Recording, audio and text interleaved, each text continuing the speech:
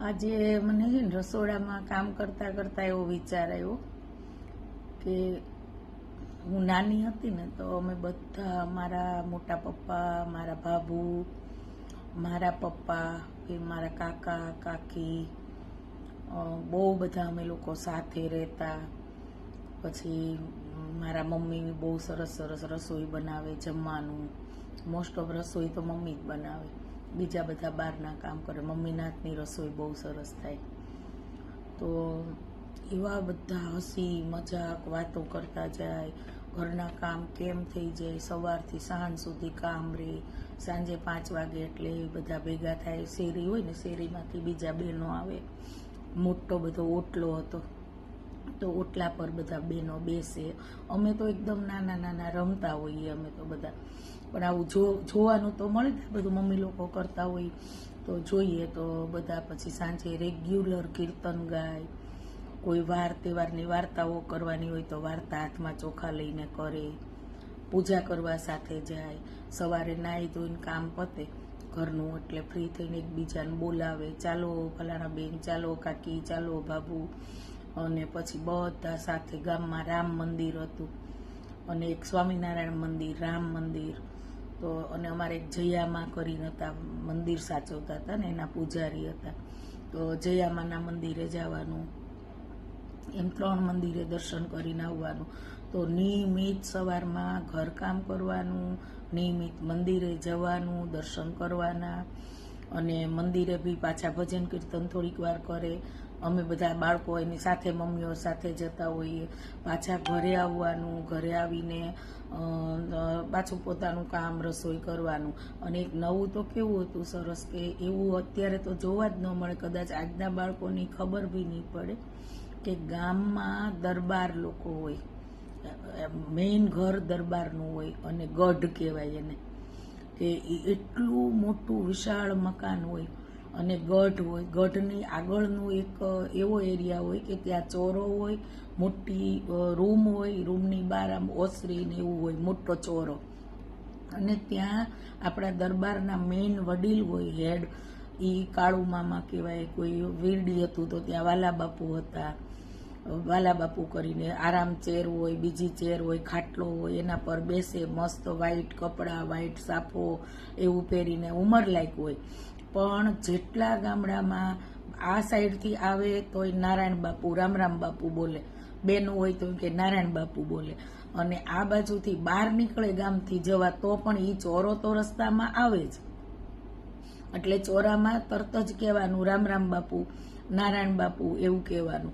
અને એ બાપુની એટલું મહત્વ હોય દરબારનું. અને એ લોકો પણ એટલું બ્રાહ્મણોનું બી બહુ રાખે, ગામ લોકોનું બહુ રાખે બધી રીતે. તો અમે જે મંદિરે જતા ને એ તે જયામાં પૂજા કરતા ત્યાં. અને ત્યાં એ જે કાળુ મામાના બેન હોય ને એને ફૂઈ કહે, તો ફૂઈ ત્યાં મંદિરે આવતા હોય તો અમે ફૂઈને બધા મળીએ, નારાયણ કહીએ. ફૂઈ અમને કંઈ ને કંઈ હાથમાં પૈસા આપે, 10-20 પૈસામાં તો અમે ખુશ થઈ જઈએ. બાળકોને પૈસા આપે. પછી મારા મમ્મી ને કાકીની લોકોને તો ફૂઈને પગે લાગવાનું, પગે લાગે. ક્યારેક વળી વાર તહેવાર ફૂઈ એના ઘરે બધાને ચા પાણી પીવા લઈ જાય. અને એટલું એ મહાન માભો ને એટલું આકર્ષણ હતું કે ત્યારે એવું લાગતું નહોતું કે આ દરબાર ફૂઈ છે એ મોટા માણસ, અમે સાવ નાના માણસ, આપણે ગરીબ માણસ, આ પૈસા, એવો કોઈ થોટ જ ન આવે મગજમાં, વિચાર જ ન આવે. માન માન માન, એટલું બધું માન આપે. આપણે એમને આપીએ, એ આપણને માન આપે. આ બહુ મહત્વ હતું. એ એક સમય એવો હતો કે આ બધું બહુ મહત્વ હતું. અને અત્યારે આપણે એવું ક્યાંય જોવા જ નથી મળતું કે આવી રીતે સંયુક્ત રહેવાનું.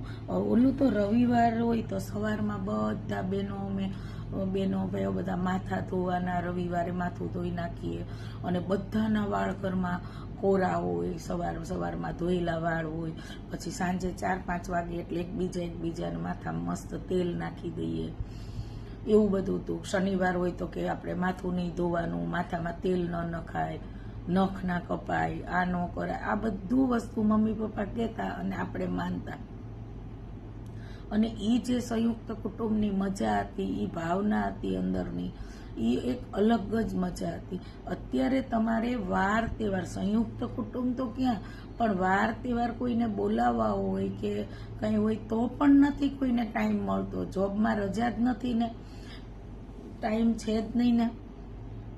તો મને એવો વિચાર આવ્યા કરે કે એ ગયેલો સમય પાછો આવવાનો જ નથી, પણ યાદ આવે, જરૂર યાદ આવે, એ બધો સમય યાદ આવે.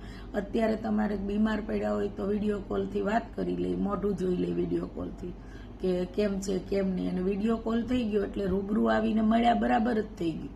પછી એ લોકોને કોઈને દૂરથી અહીંયા આવીને ધક્કો ખાવાની જરૂર નથી. એટલો બિઝી, ફાસ્ટ અને એવા સંબંધો થઈ ગયા છે. પહેલા જે સંબંધ હતા કે કોઈના સામાન્ય બીમારી હોય તો એ ખબર કાઢવા તો જવું પડે. આ ચપ્પલ પહેર્યા, થેલી લીધી, બસમાં ટિકિટ કરીને બેસી ગયા અને ખબર કાઢીને સાંજે પાછા ઘરે આવી ગયા. અને અત્યારે ગામમાં હોય, મોટરસાયકલ હોય, કાર હોય તો એ ખબર કાઢવા જવાનો ટાઈમ નથી. ફોન કરીને વાત કરી લે, પૂછી લે. એટલે સમય પ્રમાણે બધું હોય. આપણે જાણીએ છીએ કે અત્યારનો સમય આવો છે, આવું રહે, પણ એક સારો સમય, ગોલ્ડન સમય જે કહેવાય ને, એ ભૂલાતો નથી એમ. અત્યારે એ ના કહેવાય. અત્યારે પહેલા આપણે જે એન્જોય કર્યું, આપણે ગામડામાં મજા કરી, એ અત્યારે ગોલ્ડન સમય નથી એમ. એવો એ જે મજા, એ સાંજે બધા બહેનોને ભજન કીર્તન ગાઈને 11 ને એવું બધું હોય તો એ નાકામાં બધા બહેનો રાહડા લે, ઉભા ગાવાના, હાથે ગાવાના તે ને રાસ લેવાના તે. પેલા ક્યાં માઇક ને આવી કોઈ સિસ્ટમ હતી, તો જાતે જ ગાવાના. અખંડ ધૂન હોય તો રાત આખી આપણે સરસ મજાના મંદિરમાં કરીએ. ભક્તિ એવી હતી પેલા. વ્રત એટલા દીકરીઓને કરાવતા, એ સંસ્કાર જ હતા એક જાતના. એટલા બધા વ્રત કરતા અમે. તો આ વસ્તુ અત્યારે છોકરીઓ મોડા વ્રત નથી રહેતી, કે શું વ્રત છે કે શું કાંઈ ખબર નથી પડતી. અને અમારી જેવા નહીં, હવે તો અંદર 11 ક્યારે વહી જાય છે ખબર નથી પડતી. કયો મહિનો ચાલે, પરસોત્તમ મહિનો, ઓલો તહેવાર. હજી વડીલો જે પૂજા કરે છે, એ તો અહીંયા મારી તો એરિયા ને સોસાયટી એવી છે કે કોઈ પરસોત્તમ મહિનાની પૂજા નહીં, ક્યારે મહિનો બેઠો ને ક્યારે જતો રહ્યો મને કંઈ ખબર નથી પડતી, કંઈ કશું ખબર જ નથી પડતી. તો પણ સમય પ્રમાણે બધું બદલાઈ જાય છે. તમારું શું કહેવું ફ્રેન્ડ્સ? કમેન્ટ કરો.